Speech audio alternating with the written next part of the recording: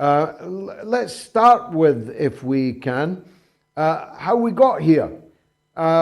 Many people will be surprised that with NATO's many duties around the world, from the South China Sea to Colombia, that there's hundreds of them in a tiny protectorate, for that's what it is, called Kosovo, which is part of Serbia, and that they're there against the wishes of the Serbian government and people.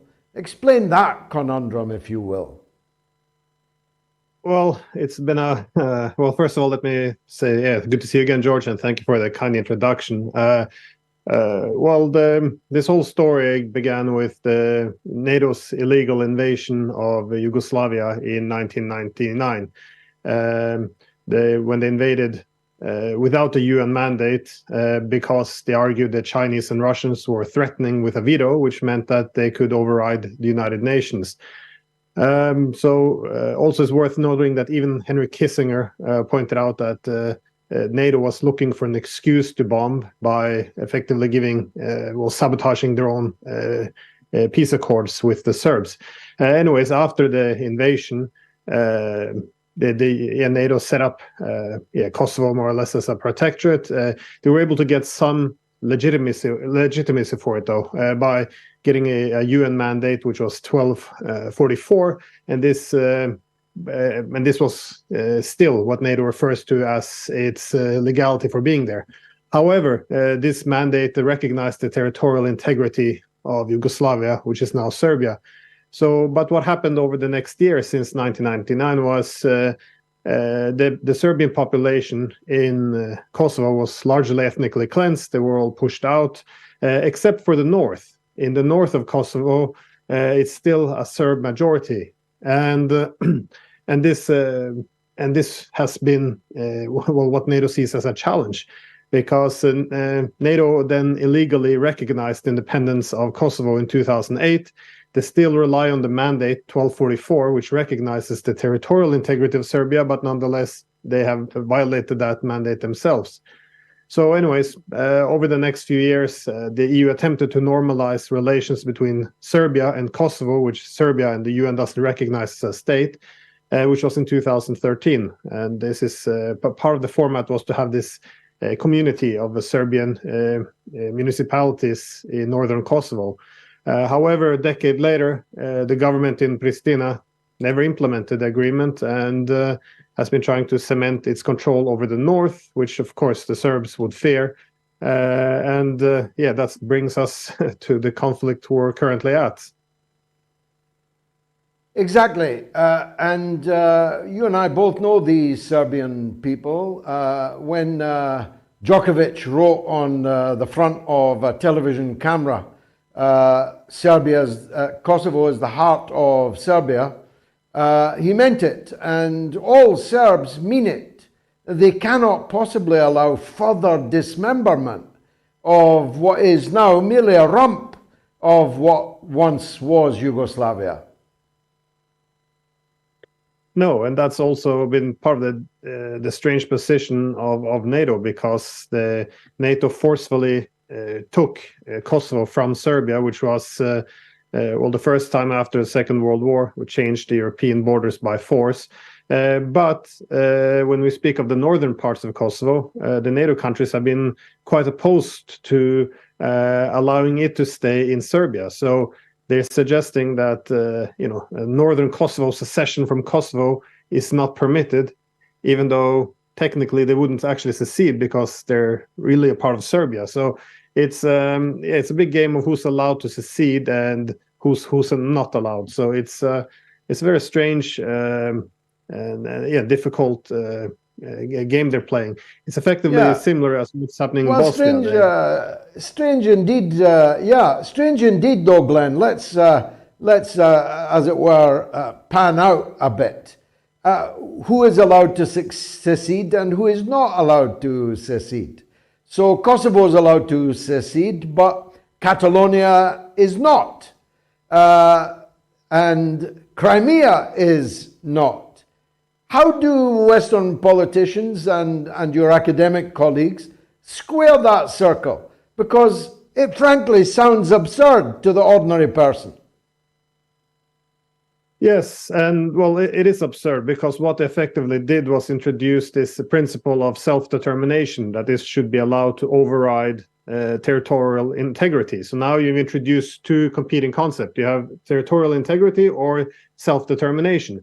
And well, which principle should work, and or should it go with? And it turns out that, well, whatever power interests would dictate. So for example, in Kosovo, we need secession. In Crimea, no, it's territorial integrity.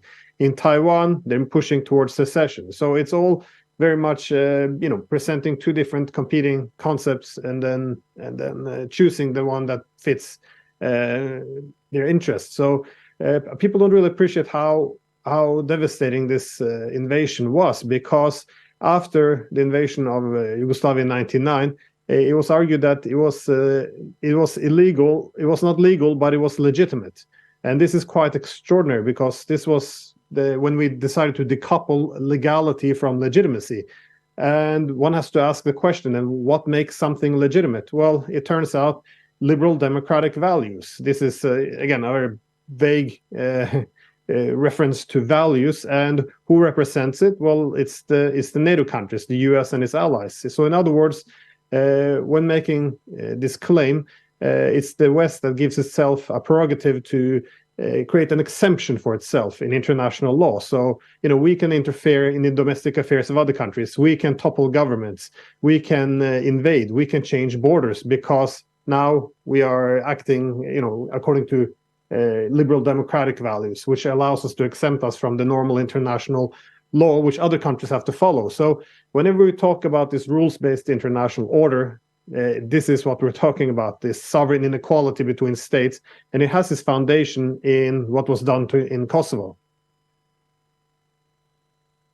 Yes, which in turn flowed from the pen of Mr. Tony Blair and his Chicago doctrine with his terrible twin, Bill Clinton. But here I'm detecting something that I'm going to dive more deeply into on another occasion, but it does seem to me that in the Yugoslav war and the breakup of Yugoslavia, the British were far more aggressive and determined on war than the Americans were. That Blair was more hawkish than Clinton. Ditto in the invasion of Libya, where Cameron and Sarkozy were quite a bit more gung-ho for war than the Obama-Biden administration. And now we're seeing all that repeated again in the Ukraine, where Biden says don't attack inside Russia. Britain says do attack inside Russia. It's perfectly legitimate to do so. In other words, maybe we need to recalibrate our fire on the US-UK relationship. Maybe the UK is actually perfidious Albion, is more close to the heart of these world problems than we perhaps assumed in the past. Well, you're correct that there was Tony Blair who argued that, in this new era of liberal hegemony, he said we've moved beyond the Peace of Westphalia, which was, the recognition of sovereign equality of states. And his advisor, Cooper, who argued, we need the liberal empire again. We need to have a garden, protect the garden from the jungle. So again, going very back to this imperialist rhetoric. Now, but you're very correct though with this with the British. It's quite, for me, it's I'm not quite sure why the British becomes more hawkish than the United States. But it was also Tony Blair who, after the Serbian television criticized being bombed in 1999, he argued that this was war propaganda, which justified bombing the Serbian media. And of course, thereafter, the Americans bombed the Chinese embassy when they also complained. But we see also the same now in Ukraine. Of course, it's very strange that it's always Britain who comes out the hardest. They called for attacking inside Russia. They're the one who's sending depleted uranium ammunition. They're the ones sending the long range weapon systems. It's quite interesting that this is Britain on the front line. Yes, it may be a sort of me cry now that we've left the European Union and we're desperate for attention. But on the other hand, it's placing British people in some danger and their interests in very grave danger. But as I say, I'm going to dive more deeply into that on another occasion. Back to Serbia for a minute, Professor. Where does this go now? Vučić has stood down as the leader of the ruling party in Serbia. There are elections. I think he's not going to contest them. There are big social movements on all kinds of things, family values, and the issue of mass shootings and so on. There are a lot of currents at play inside Serbia. No Serbian leadership can afford to sell out Kosovo, can they? Any more than they can afford to, for example, sanction Russia. No government could survive in Serbia that did either of these two things, let alone both of these two things. No, I agree, and this is kind of the problem for Serbia. On one hand, no Serbian leader can, surrender Kosovo. On the other hand, they don't want a war with NATO either. But in my opinion, if they're forced and pushed to a corner, I think that they would deploy military force if required to protect the Serbs in northern Kosovo. So it's my expectation, or how I see this, is that the Serbs will try. They have a strong incentive to walk this. To suit the tensions if it's possible. And I think that the benefit now is that it appears that NATO might, that they also want to reduce tensions. Now, don't get me wrong, I think that over the past month, the NATO countries have been quite responsible for provoking this, because for months now they've been putting immense pressure on Serbia to make concession on the Kosovo issue, and also to force Serbia, by the way, to put sanctions on Russia. Now, this is what the Serbian president has complained about for months as well, that they never experienced this amount of pressure before. And even the US ambassador to Serbia confirmed in March that the US was making Serbia, quote, pay a high price for its reluctance to impose sanctions on Russia. So the US committed itself to keeping up the pressure on Serbia. And there's been also many publications in the West that this is an opportunity now with the war in Ukraine, that they can put a split between the Serbs and the Russians as a condition for NATO to establish an exclusive sphere of influence in the Western Balkans. So the reason why this has contributed to this escalation is, how does the Kosovo Albanians react to this? Well, they saw that NATO has effectively given them unconditional support since 1999. And so now the authorities in Kosovo saw this as an opportunity to escalate, to cement their control over northern Kosovo. However, the Serbs in northern Kosovo pushed back, and Serbia put its military on high alert on the other side of the border. So what we're actually seeing now for the first time is NATO countries, then especially the United States and France, criticizing the government in Kosovo for having incited this conflict, and also now pressuring and punishing them in order to de-escalate. So again, this is something entirely new. So I don't see NATO wanting or can afford to make this escalate into a war.